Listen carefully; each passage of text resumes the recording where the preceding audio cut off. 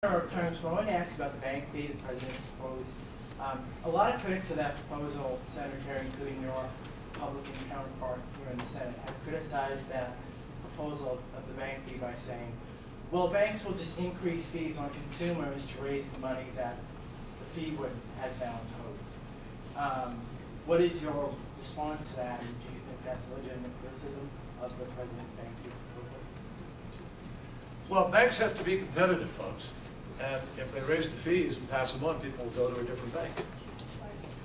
So the fact is, if you have a competitive marketplace, which is what we talk about, you don't have collusion, then I think, I think that competition can help to tampen down what people pass on. Everything gets passed on, fundamentally. I mean, let's not kid ourselves. Don't think that there's a freebie. There isn't anything that doesn't somehow get passed on in some way to the bottom line of the food chain in economics. And so the key is to have adequate competition, that people have choice. That's one thing we don't have in healthcare sufficiently. In some states, you just have one provider, and they're stuck with the fees that the one provider tells them you ought to have.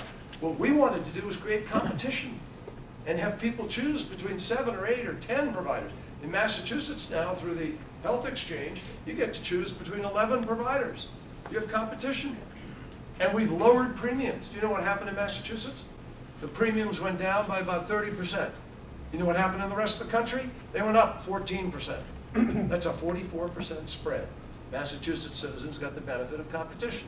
So I think that competition is what can reduce any burden of the banks passing it on. But here's the bottom line. We saved those banks' asses. They were all going down. And you, the taxpayer, loaned the money. And they turned around and came back, but they didn't loan to the little guy. They went out and traded in the marketplace and made a lot of money on commissions and trading. Now, you don't think it's fair for us to turn around and say, hey, we want you to pay back the whole amount that we loaned you, not just part of it. Now, I think it is fair to ask them to pay back the whole amount. And yes, some of it may get spread out, but a lot of it won't get spread out, because they're going to have to decide how they treat their customers. And if you have competition, those customers will begin to go elsewhere if they think they're being treated badly. Thank you. Senator, we've got a question from the Labor Director. Hi, George Miller. Yeah, hey, George. How are you doing? Senator, I want to thank you for this, giving us this opportunity today.